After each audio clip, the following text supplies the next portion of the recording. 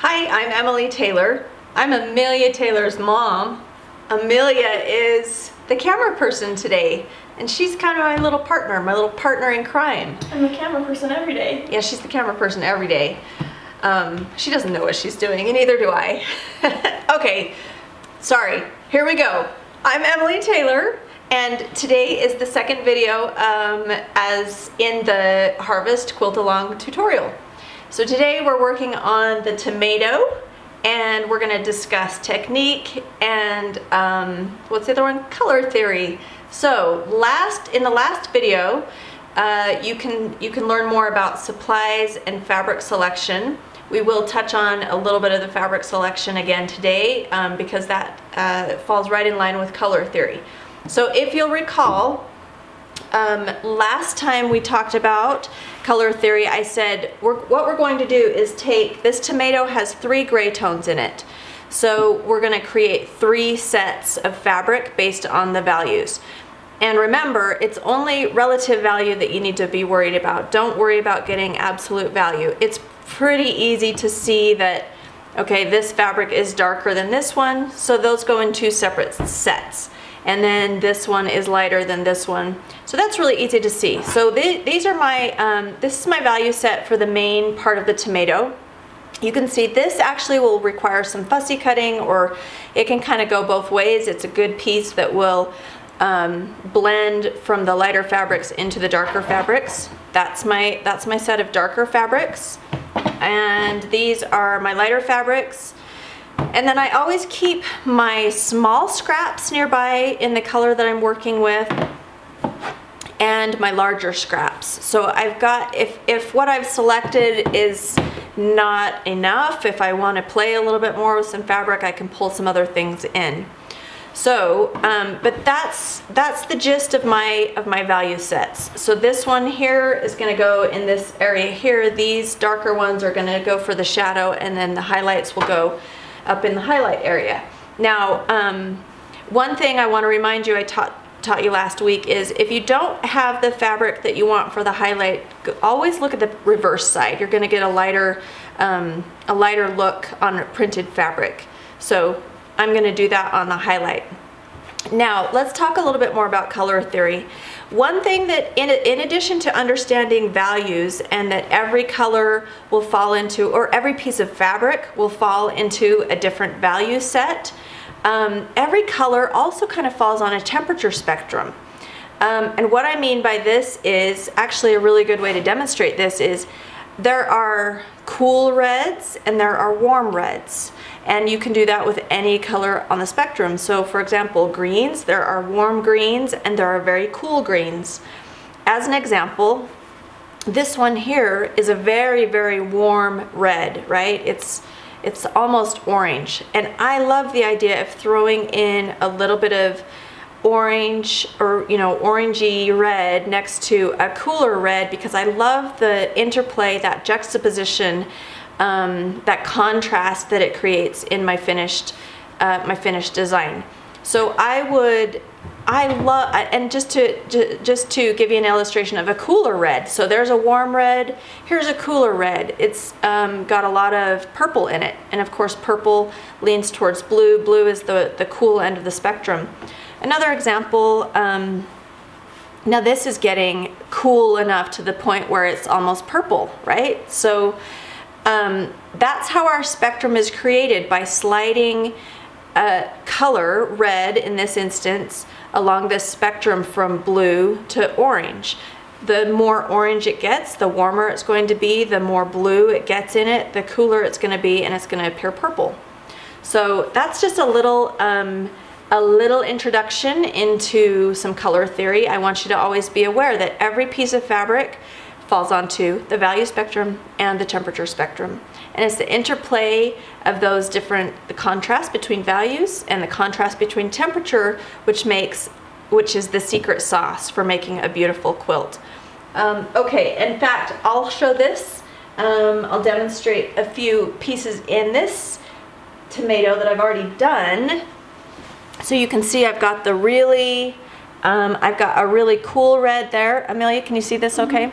So I've got the cool red there that's got some pink in it, right next to a really warm red, and then this looks cooler next to it. So there's, again, a lot of interplay between those fabrics. I want you to take a good look at this one up close so that you can see all the pieces that I've used in there and where they've been put. So don't hesitate to pull in some orange. Don't hesitate to use some pinks. That's okay. All right, so let's get started now on technique. Let me just put this back up here. Okay.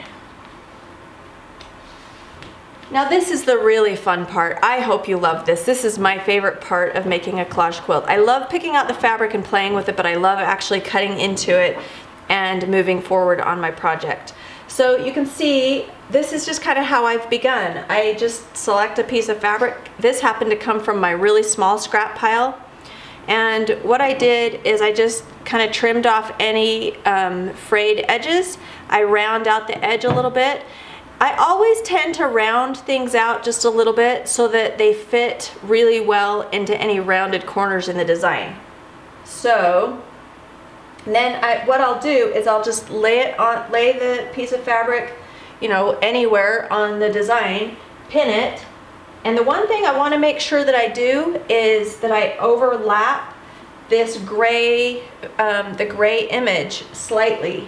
So I overlap my fabric over the gray image about 1/8 of an inch. So we don't want to see any of the gray come through when our collage is finished. So you can see I've used the same piece of fabric. I like to use the same piece of fabric in multiple areas in the quilt. So I've used this one, now I'm going to do this one again. Here's a good little piece. Again, that's a very typical cut. What I'll do is just do one cut straight across, kind of rounded on the edge like that. Okay? And then I'll take a pin and pin it into place where I think I'd like to see it. All right, so I'll just continue in that method with the fabric that I've got pulled out. And if I see something like, okay, maybe I don't want to cut into that quite yet, I'll double check and see if it's in my scraps, my small scraps. I don't see it, so I'm just going to go ahead and create kind of a small scrap. And then I can set this larger scrap away and just use this for now. Now we don't need a ton of fabric. We need a good variety of fabric, but we only need small pieces. So I'll cut a piece that's about this big. The most efficient cut that I can do is a triangle. There, bam, I got a piece. And again, you see the rounded edge? It's okay if I have straight edges. I do triangles that are rounded a lot. And then I'll just overlap the other pieces of fabric. Just like that. And I'll just continue in that method and make the pieces fit. Now this is a little bit like doing a puzzle. So I hope you like puzzles. I love them. It's not as complex as doing a puzzle. I'm going to move that piece and stick this one over here. And now I'll go to another piece of fabric that I want to use. Let me show you this one. These are all printed, so far all printed. I do have some batiks in here. Again, if contrast is the key for a successful collage quilt, I love the contrast also between printed fabric and batik. Okay, rounded edges on a triangle, and I'll just kind of continue in this vein. Now so far, these pieces are they're all pretty quiet. There's not much pattern to them. I love to throw in something that's going to be a little bit more interesting, like some of these down here. I love just a touch of bold pattern. So I'm going to cut out a piece of this beautiful, I think it's a Kaif fabric. It's got quite a bit of interest in it though. It's got some green and pink and orange. And that's just going to add a little splash of color. So I'll continue in this way and then move into my shaded areas. Let's do a little bit of that down there. And when I have kind of gotten to a point where I feel really confident in the way my tomato is looking, or if I just have confidence in the method, it's okay to just go jump right into gluing. So let me show you how I would glue. Now, I'll just start with this section. So I'll take this piece off. I am going to recommend that you use Aleene's Fabric Fusion. This is a permanent fabric glue.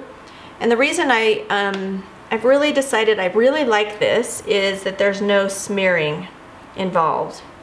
It's pretty tidy and pretty fast. The consistency of the glue it's quite thin, thinner than tacky glue, so it comes out really easily.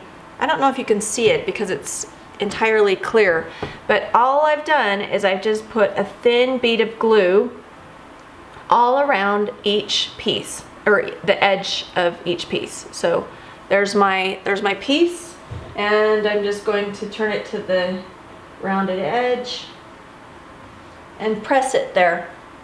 So I'll just continue doing that. I'll just take each pinned piece of fabric off, put a thin bead of glue on the edges. I don't need to smear it, and then put it in place. Okay. And that's how I'll work on my collage. So pretty simple. I'm going to keep working on this so that I have some finished pictures to share with you. Now I want to see your finished pictures of your tomato as well. And when you post pictures, you're going to be entered in to win a little drawing. I thought with this quilt along that it would be really fun, not only to see everybody's artwork, but also to have the chance to win some prizes. So we're giving away some glue and some scissors and some fabric. So if you'll post your pictures on Instagram, let me give you the tag. You've got to tag me, collage.quilter. That's my Instagram handle. Also do a hashtag veggie quilt and hashtag harvest quilt so that we can see what you're doing. I'd also love to have you post on Facebook in the Collage Quilt Along with Emily Facebook group. Post something there and I'll be sure to see it. And then if you post something, you can also post it in the Collage Quilter Facebook group. Okay, so pattern, if you haven't purchased your pattern yet, there are a few available still. You can get that at collagequilter.com. And if you have any questions, you can email me at collagequilter.com or find me in those Facebook groups or on Instagram. So anyway, good luck with your project. Let me know if you have any questions, and I will see you again soon. Okay, goodbye.